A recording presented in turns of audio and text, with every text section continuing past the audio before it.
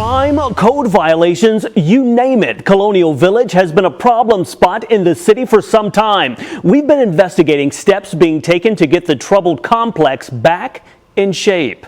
I've never lived anywhere like this in my life, and I want out. Boarded up, boarded up, boarded up. Our investigations into Colonial Village date back years. The East Columbus complex, a problem spot for the city. We didn't ask for this. None of us did. The latest chapter in the property's troubled story, an emergency evacuation Friday. Code enforcement and police working to get tenants to acceptable housing. At this point, many of the units are not habitable because they don't have heat. You have to have heat once it reaches October 15th. City code enforcement telling us, due to a lack of heat in a number of units, about 75 volunteers from code enforcement and the police department went door to door, getting tenants out, providing families in a dire situation with warm hotel rooms. And we're trying to work together to bring these people along to a place where they end up with a roof over their head,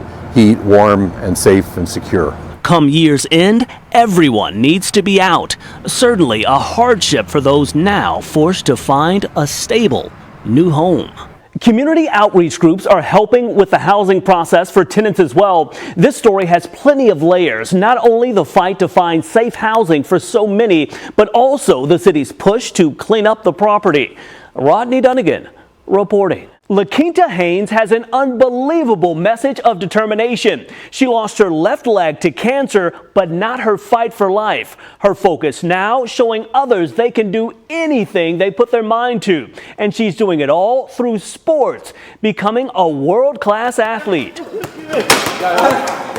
When LaQuinta Haynes lost her leg to cancer, it was the spark she never expected. A shift in life that landed her here on the basketball court. I'm addicted.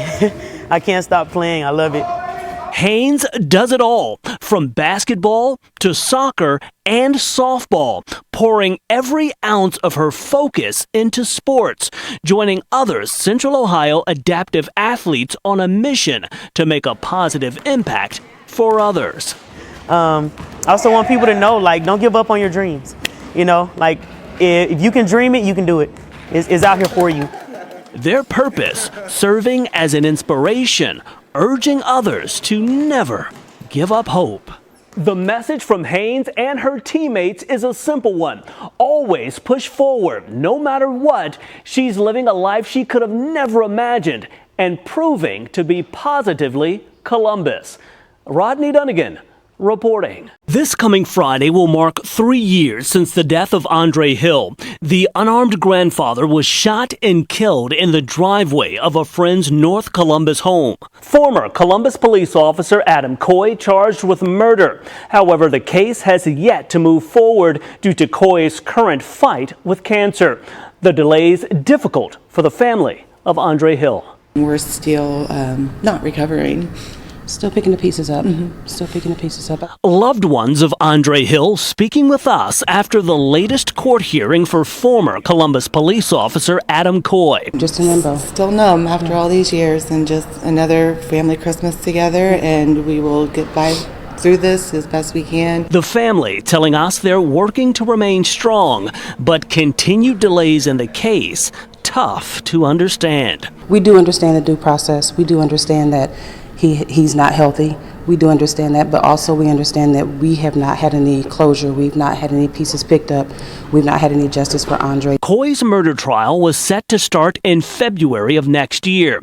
His defense team pushing to put that on hold due to his serious medical issues, including a recent bone marrow transplant and cancer treatments. I get to go home and explain to my daughter and my 3 grandchildren that Big Daddy's not coming home, still no justice, and Coy will get to spend yet another year with his family. The trial in this case now pushed back to October of 2024 as Adam Coy continues to deal with his health issues.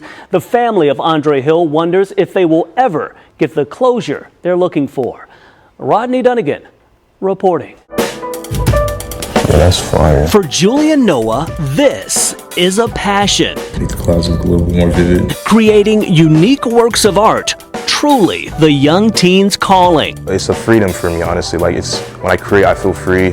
When I make art, I feel free. He and his collaborator, Joshua Daly, already making an impact in the world of fashion.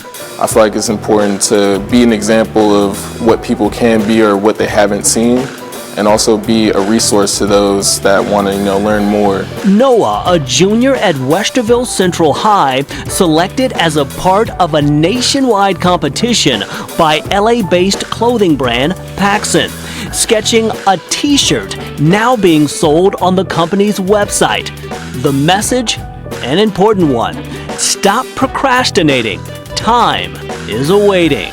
I was honestly surprised. I was proud. My parents were proud. And, everyone around me was just happy. The company also inviting Julian to California to take part in a volunteer drive aimed at helping families in need, providing food, clothing, and hygiene kits. He was urged to submit designs by the team at the Columbus Fashion Alliance. Education Director Courtney Stanton truly sees his talents. We give young people that safe space to create and really be their true and authentic selves. The work for Julian is far from over. He believes this experience has prepared him for the next steps in his career, creating his own clothing brand. He's certainly got the talent and the drive to be the next big name in fashion. Most importantly, he's no doubt positively Columbus. Rodney Dunigan reporting. As the family of Donnie Smith comes together for his funeral services, one question remains. Why? Why did this have to happen? A horrible crime ending with a loving father losing his life. He had children that loved him so much. We loved him so much. His friends loved him so much. I don't know how you could just take another person's life so senselessly. The family of Donnie Smith still working to come to terms with it. His partner, Nicole Evans, telling us she's broken, knowing the loving dad won't get to see his 15-year-old son and 6-year-old daughter grow up. I'm devastated. I'm sick to my stomach. It's horrible. Smith viciously beaten outside of a Southside shopping center, losing his life days later. The youngest of the 3 suspects arrested and facing murder charges, just 17 years old. This video from juvenile court. He's back in front of a judge in January. We could learn then if he'll be tried as an adult in the case. 18-year-old Deontay Hughes and 19-year-old Jamarion Bennett being held on $1 million bond. As Evans prepares herself and her children for Donnie Smith's services, she chooses to focus on the man he was, not how he lost his life. Donnie was an amazing person. He was a great father. He loved his babies. He loved his kids. They were his world.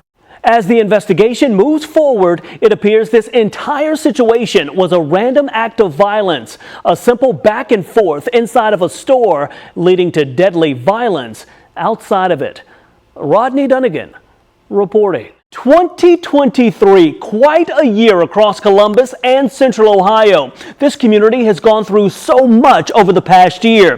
Together, we've survived, thrived, and grown stronger along the way. Before we move into 2024, we want to take a look back at the year that was and the major stories that had an impact on all of us. When the clock hit midnight, January 1st, people across the state of Ohio could place their first legal sports bet. It did not take long for those willing to risk a few bucks to place those bets. But so far it's been good. In February, a story that made headlines across the country. The small community of East Palestine rocked. Nearly 50 train cars derailing on a track, causing a massive fire, leading to a state of emergency. The cleanup and fallout leading to calls for rail safety and tighter regulations, not only across Ohio, but the entire U.S. The month of March brought with it continuing issues at the troubled Latitude 525 apartments. tenants long out of their homes due to health and safety violations. We accompanied many of them as they removed priceless personal items. The troubled towers still shut down. In April, a heartbreaking story. A teen losing his life after overdosing on an over-the-counter medication. Loved ones telling us he was trying to copy a TikTok challenge. 13-year-old Jacob Stevens' family decided to take him off life support after he spent 6 days at Nationwide Children's. We were also on top of a breaking story in May that sent serious concerns through the Short North community. A wild shootout that sent chills up and down the Trendy district. For many, this a real sign that serious crime can happen anywhere. Shots fired.